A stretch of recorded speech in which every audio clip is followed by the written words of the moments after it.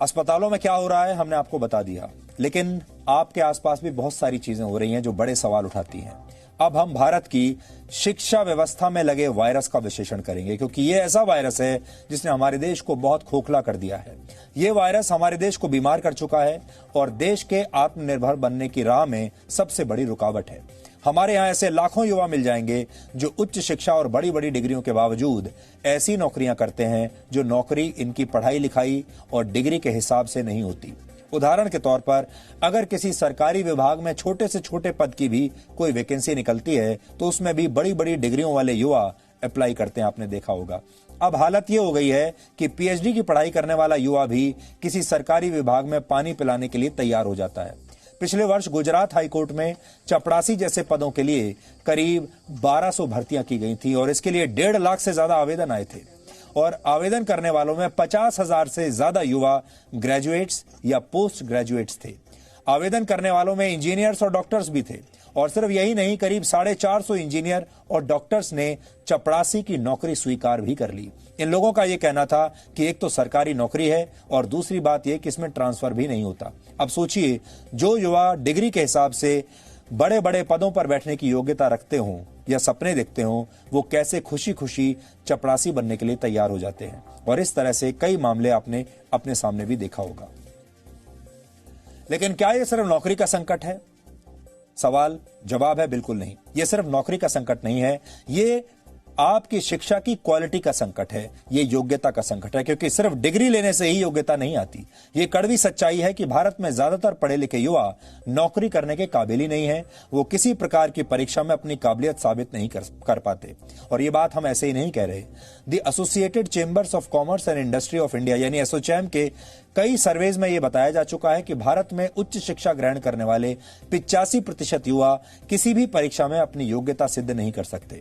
65% graduates युवाओं में एक मामूली क्लर्क का काम करने के लायक हुनर नहीं। 47% ग्रेजुएट युवाओं में कोई भी नौकरी करने की काबिलियत नहीं है और 90% उच्च शिक्षा प्राप्त कर चुके युवाओं को काम चलाऊ अंग्रेजी भी नहीं आती। देश में हर वर्ष औसतन 15 लाख छात्र इंजीनियरिंग की डिग्री लेते हैं। इनमें से 20% को ही उनके कोर्स के हिसाब से नौकरी मिलती है। देश के बिजनेस मैनेजमेंट स्कूल्स में पढ़कर निकलने वाले 93% युवाओं को 10,000 रुपए महीने की नौकरी मिलना भी मुश्किल होता है। लेकिन इसका बुनियादी कारण हमारी शिक्षा व्यवस्था है। दुनिया की टॉप 100 यूनिवर्सिटीज में भारत की एक भी यूनिवर्सिटी नहीं है। हायर सेकेंडरी लेवल पर करीब 14% शिक्षक योग्य ही नहीं है। प्राइमरी और जूनियर स्तर पर करीब 29% शिक्षक स्कूलों के से अक्सर गायब रहते हैं। लेकिन आज ये सारी बातें हम आपको क्यों बता रहे हैं?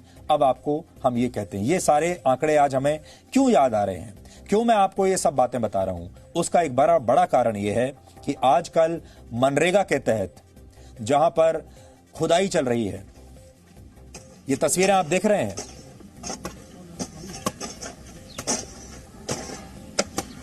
ये युवा मनरेगा के तहत मजदूरी कर रहे हैं और मजदूरी करने वाले बहुत सारे युवा ऐसे हैं जो ग्रेजुएट्स हैं, पोस्ट ग्रेजुएट्स हैं और इंजीनियर्स हैं। हमने आज इन पर एक स्पेशल रिपोर्ट आपके लिए तैयार की है। पहले आप ये देखिए। जून की तपती गर्मी, वक्त सुबह के 11 बजे। दिल्ली से लगभग 60 किलोमीटर दूर उत्तर प्रदेश के जुनैदपुर गांव में कुछ युवा सड़क पर मिट्टी खोद रहे हैं। मनरेगा के तहत इन लोगों को 200 रुपए रोज मजदूरी के मिलते हैं। इन दिहाड़ी मजदूरों को देखकर आपको कुछ भी अजीब नहीं लग रहा होगा, लेकिन इससे आगे की कहानी हैरान और परेशान करने वाली है, क्योंकि फावड़ा चलाने वाले इन लोगों में किसी के पास बिजनेस एडमिनिस्ट्रेशन यानी बीबीए की डिग्री है तो कोई इंग्लिश में पोस्ट ग्रेजुएट है, किसी के पास बीएड की डिग्री है तो किसी ने कॉमर्स में पोस्ट ग्रेजुएट किया है।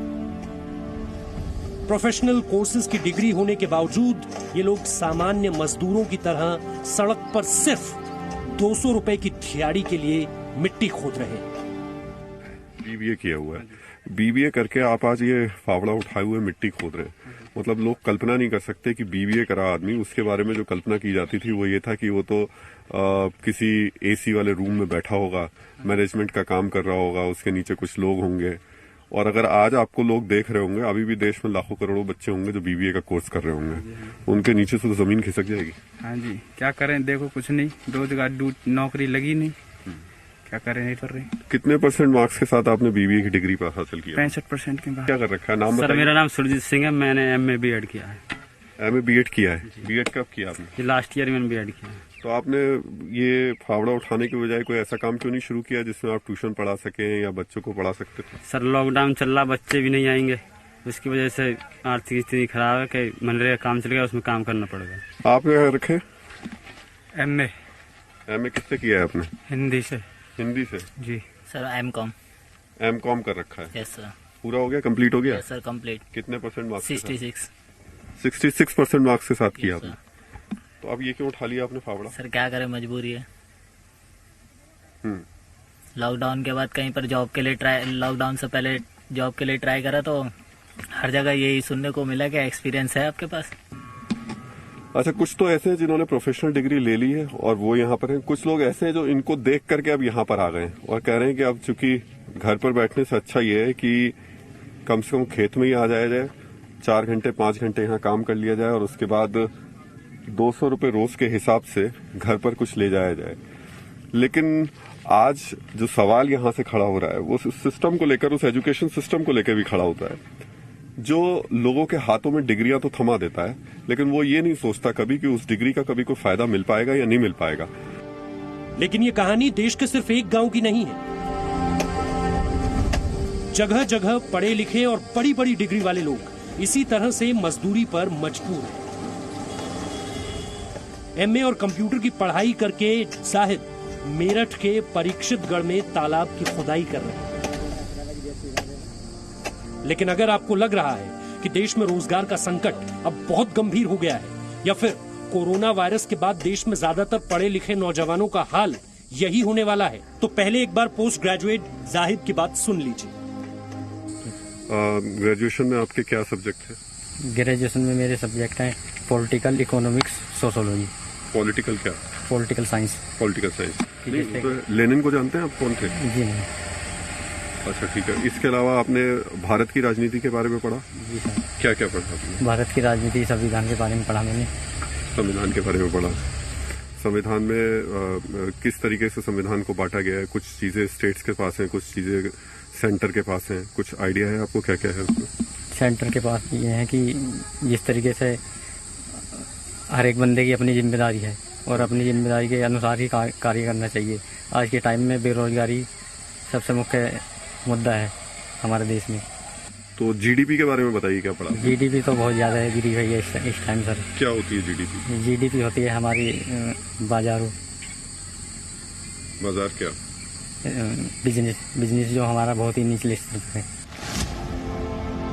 जाहिद जैसा ही हाल ग्रेजुएशन और साइंस से इंटर पास करके मनरेगा में मजदूरी करने वाले छात्रों का है। और वायरस में अंतर समझना चाहें, कोरोना वायरस फैला हुआ जी, क्या अंतर बेसिक दोनों में? वायरस संक्रमण के द्वारा फैलता है, ये एक दूसरे से व्यक्ति में पहुंच जाता है जी। क्या वायरस? और बैक्टीरिया हमारे ये होते हैं जी, कीड़े। बैक्टीरिया हमारे खाने पर रहते हैं जी। वायरस तो बनाया जाता है। वायरस बनाए जाते हैं जी। वायरस एक दूसरे से फैल भी आता दूसरे में, लेकिन बैक्टीरिया फैलता नहीं है। जीडीपी का फुल फॉर्म क्या होता है? जीडीपी का फुल फॉर्म होता है गुड्स।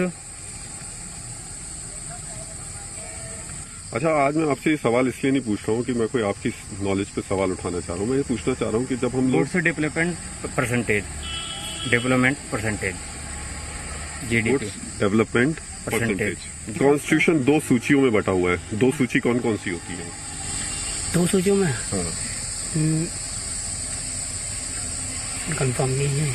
2019 में आई एक रिपोर्ट के मुताबिक ग्रेजुएशन करने वाले 20 में से 11 युवा ग्रेजुएशन की योग्यता वाली किसी भी नौकरी के काबिल नहीं होते।